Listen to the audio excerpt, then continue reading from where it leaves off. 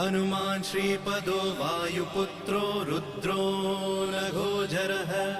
अमृत्यवीरवीरश्च ग्रामवासो जनाश्रयः धनदो निर्गुणः शूरो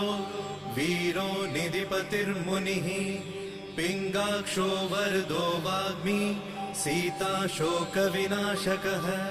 शिवः शर्वः परो व्यक्तो व्यक्तो धराधरः पिङ्गकेशः पिङ्गरोमा श्रुतिगम्यः सनातनः अनादिर्भगवान् देवो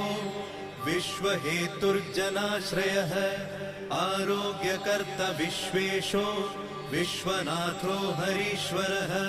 भर्गो रामो रामभक्तः कल्याणप्रकृतिस्थिरः विश्वम्भरो विश्वमूर्तिर्